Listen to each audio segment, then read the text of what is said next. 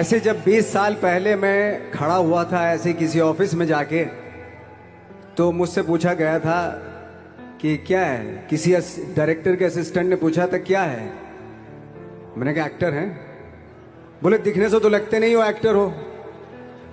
तो क्या होता था कि इंडस्ट्री में हमेशा ये चलन था कि एक्टर हीरो जो होता है वो 6 फुट का होता है और गोरा होता है और लंबा चौड़ा बल्ले छल्ले होते हैं। मतलब हम तो बस ऐसे ही चले गए थे, ऐसा ऐसा ऐसा समझता था वो। और शिप्रा, मैं ये आपको यकीन दिलाना चाहता हूँ इस चीज़ का कि मेरे खुद के रिश्तेदारों ने भी, जब मैंने उनसे इच्छा जाहिर की कि मैं एक्टर बनना चाहता हूँ, तो उन्होंने भी मुझे डीमोरलाइज किया कि पहले शक्ल तो देख ले अपनी, क्योंकि 5 फुट का छोटा पतला दुबला सा आदमी, काला कलूटा। मुझे खुद को पता नहीं था कि इंडस्ट्री में मेरा क्या हाल होगा, बट एक जिद थी, एक जिद थी। और हजारों लाखों, मतलब सालों साल से इंडस्ट्री में सिर्फ यही चलन था कि एक्टर तो, हीरो तो जो है ऐसा होता है। लेकिन इन सब ऑड सिचुएशंस के बावजूद भी गए।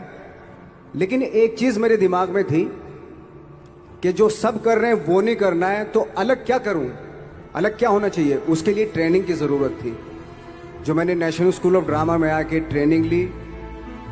3 साल मैंने एक्टिंग की पढ़ाई की वहाँ पे, और अपनी एक क्राफ्ट के बारे में समझा कि एक्चुअली इस पर्सनैलिटी में अगर मैं लोगों को इम्प्रेस करना चाहता हूँ, उसके लिए एजुकेशन की बहुत ज़रूरत है। या जो भी आप काम कर रहे हो उसमें क्राफ्ट, उसका एक्सपर्ट होना बहुत ज़रूरी होता है। ऐसे ही हवा में नहीं कि जैसे पहले होता था, अरे यार तो बहुत खूबसूरत दिखता, फिल्मों में जाके काम करना शुरू कर दे। ऐसा नहीं, किसी चीज को बारीकी से जानना, उसके लिए ट्रेनिंग की, एक्सपर्ट्स की, एक्सपीरियंस की जरूरत होती है। तो मैंने ट्रेनिंग ली नेशनल स्कूल ऑफ ड्रामा से, और 2000 में मैं पहुंच गया मुंबई।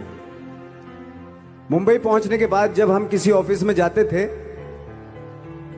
आई थिंक उससे पहले चलन नहीं था बिल्कुल भी। हम लोग गए, जैसे मैंने बताया कि ऑफिस में खड़े हो के, भाई हम एक्टर हैं, काम दोगे क्या।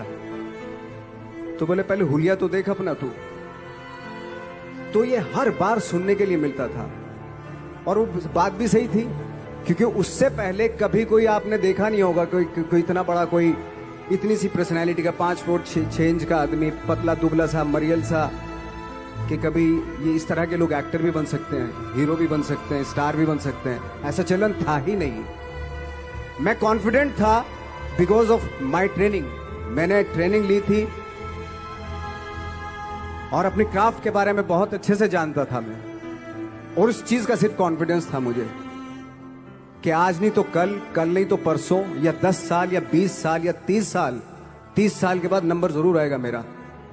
मैंने कभी भी अपने को टारगेट नहीं किया, टारगेट नहीं दिया मैंने कि अगर 2 साल ट्राई करके देखता हूं, उसमें अगर हो गया तो ठीक है, वरना कोई दूसरा फील्ड अपना लूंगा। ऐसा कभी नहीं। जिस चीज का पैशन होता है, जज्बा होता है, अगर आप दिल से चाह लो ना, तो पूरी दुनिया झुक जाती है उसके ऊपर। उसको पूरा करने के लिए पूरी कायनात एक हो जाती है कि इस आदमी की जिद के लिए, इस आदमी की जिद के आगे झुकना पड़ेगा, और पूरी दुनिया झुकती है आपकी जिद के आगे। लेकिन आपको जिद्दी होना पड़ता है, आपको बहुत सारे सेक्रीफाइस भी करने पड़ते हैं, क्योंकि ये आपने चाहा है।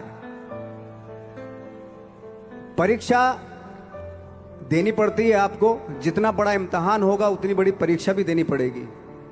आसान काम नहीं है। छोटे छोटे टारगेट बनाएंगे तो छोटों में निपटारा हो जाएगा। हमेशा अपने आप को टारगेट बढ़ा दो। तो उसके लिए हमेशा अपने आप को अनकंफर्ट जोन में डालो, कि जो इम्पॉसिबल है उसको पॉसिबल करने की शिद्दत, पैशन आपके अंदर होना चाहिए, वो हो जाता है। आज जो दुनिया में इतने सारे एक्सपेरिमेंट हुए हैं, ये सिर्फ इसी बिना पे हुए हैं, पागलपन के जरिए ही हुए हैं ये सारे एक्सपेरिमेंट। एक मैंने कहीं सुना था कि जब आप एक्सपेरिमेंट करते हैं तो फेलियर भी होते हैं, कई बार फेलियर होते हैं। कोई एक एक्सपेरिमेंट करने के लिए, कोई एक चीज करने के लिए बहुत बार हमने भी झेला है, बहुत बार फेलियर हुए हम लोग। लेकिन एटलीस्ट हमें इतने सारे फेलियर होने से इतने तरीके पता चले कि इन तरीकों से सक्सेस नहीं मिल सकती। फॉर एग्जाम्पल, एडिसन ने जब बल्ब का आविष्कार किया तो 100 बार एक्सपेरिमेंट किए अपनी जिंदगी में। 100 बार एक्सपेरिमेंट करने के बाद जब उसको पता चला कि अरे फॉर्मूला तो ये था बल्ब बनाने का, तो एटलीस्ट उसको ये, उसके साथ साथ उसको ये भी पता चला कि 100 जो तरीके हैं, 100 तरीकों से बल्ब नहीं बनता, ये भी पता चला उन फेलियर्स में उसको।